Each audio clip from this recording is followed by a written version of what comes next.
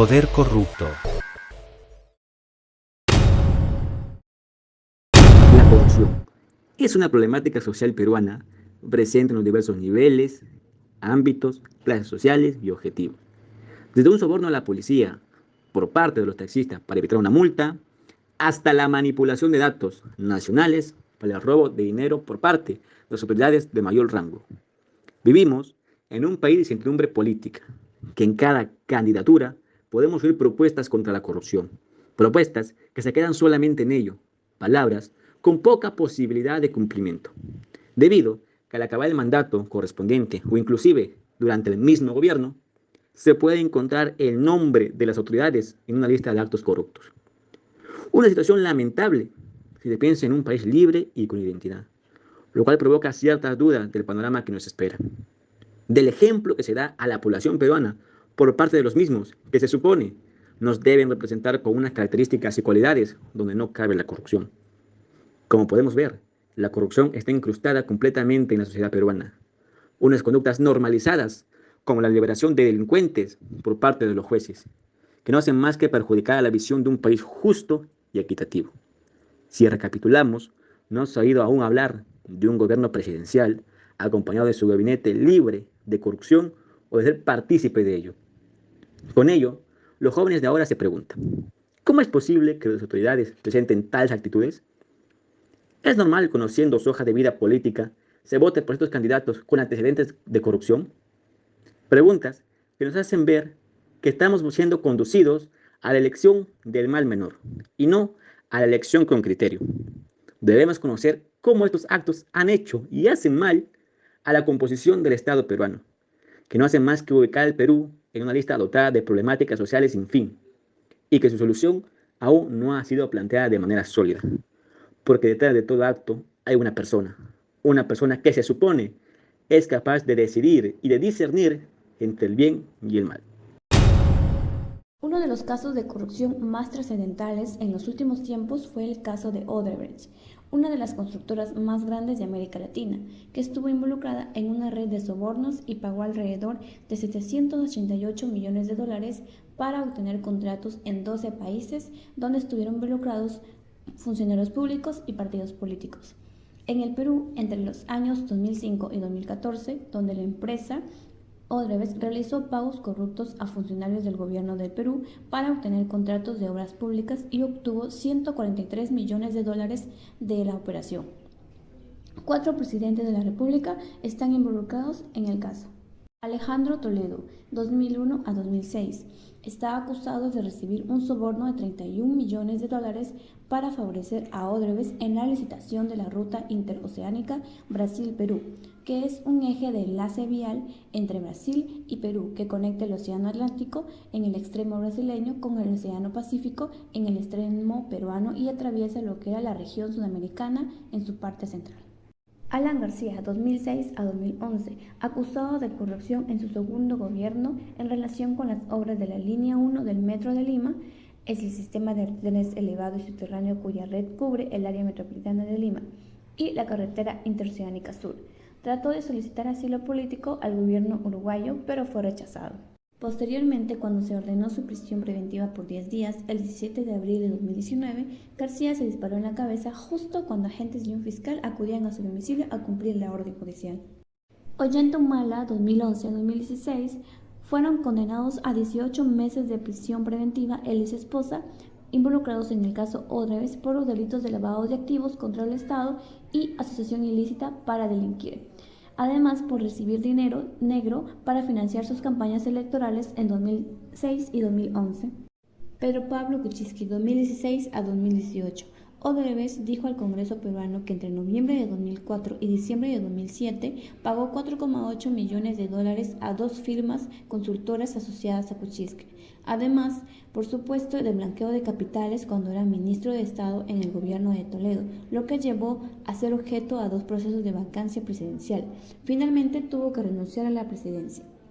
Asimismo, muchos otros ex gobernantes regionales, ex alcaldes de la ciudad de Lima, políticos involucrados en casos de corrupción de la empresa de Odebrecht. Operación Lava Jato. investigación que destapa un esquema de corrupción masiva en el Perú, involucrando a ejecutivos de la petrolera Petrobras y políticos, quienes recibieron coimas a cambio de grandes proyectos de infraestructura para las principales constructoras de ese país. Y países también de América Latina, donde también se presenta para la obtención de contratos con el Estado. Se calcula que la operación Lavajato ha destapado en los últimos 3 años el pago de al menos 1.300 millones de dólares en sobornos a partidos políticos y funcionarios públicos. Ante la justicia estadounidense, Odebrecht reconoce que entre los años 2001 y 2016 pagó alrededor de 788 millones de dólares en sobornos para más de 100 proyectos en 12 países, entre ellos Perú. Braskem, el brazo petroquímico de Odebrecht, pagó alrededor de 250 millones de dólares entre el 2006 y 2014. Sin embargo, sería Da Silva, el ex jefe del Departamento de Operaciones Estructuradas, o conocido como el Departamento de Sobornos, quien confiesa a las autoridades brasileñas que entre los años 2006 y 2014, Odebrecht habría realizado pagos ilícitos por casi 3.390 millones de dólares. Odebrecht se encuentra asentado en el Perú desde 1979, durante el gobierno militar de Francisco Morales Bermúdez, y constituyó no menos de 27 empresas. Ha participado, ya sea individualmente o consorciadamente, en proyectos de infraestructura. Odebrecht se presenta a licitaciones tanto con empresas que llevaban su nombre como con firmas de distinto nombre. En el 2016 se destaparon los casos de corrupción. Respecto al dinero que entrega Odebrecht en sobornos al Perú, ante la justicia estadounidense, Marcelo Odebrecht reconoce el pago de 29 millones de dólares en sobornos a funcionarios de gobierno peruano entre los años 2005 y 2014, involucrando a expresidentes, como ya habíamos mencionado, a Alejandro Toledo, Alan García y Ollanta Humala. En ese lapso de tiempo, Odebrecht obtiene alrededor de 143 millones de dólares en beneficios ilegales. Sin embargo, los sobornos que se reconocen hasta ahora alcanzan alrededor de 36 millones de dólares. A los expresidentes se les acusa de haber recibido 20 millones de dólares, 1 millón de dólares y hasta 3 millones de dólares respectivamente, ya sea a Alejandro Toledo, Alan García y Ollanta Humala. A eso se le suman 8 millones de dólares para la adjudicación del Metro de Lima y 4 millones de dólares por el proyecto Costa Verde. Es así que en enero del 2017, Odebrecht se compromete a dar 30 millones de soles en adelanto de la devolución de las ganancias ilícitas en el Perú, y también a colaborar con la información sobre los actos ilícitos en los que se habría incurrido, así como también los nombres de los funcionarios públicos involucrados. Gracias a esta investigación Lavajato, el Instituto Peruano de Economía propone que el costo de la corrupción del caso Odebrecht sería el medio punto menos de crecimiento del PBI durante el año 2017. Siguiendo con otro aspecto de nuestro lamentable caso de corrupción en el Perú, no podemos dejar de lado a las campañas presidenciales. Que sí, que aunque muchos quisieran hacerse de la vista gorda diciendo que en estos aspectos es muy ínfima la corrupción, no es así. Se ha analizado por la Fiscalía en conjunto que varios expresidentes que en su momento fueron candidatos tuvieron una estrecha relación con Odebrecht, que es una empresa de la que ya habíamos hablado. Se estima que aproximadamente entre los 2000 hasta los 2015 se ha estimado que la empresa ha soltado alrededor de 4.200.000 dólares para los partidos políticos. ¿Para cuáles? 3 millones para Humala, 7.000 para la campaña de Toledo, 300.000 para la campaña de PPK y 200.000 para la campaña de Alan García, dejando también en evidencia a Keiko Fujimori, quien desembolsó 1.200.000 a la empresa para que ésta pudiera apoyarla en todo el proceso de la campaña electoral.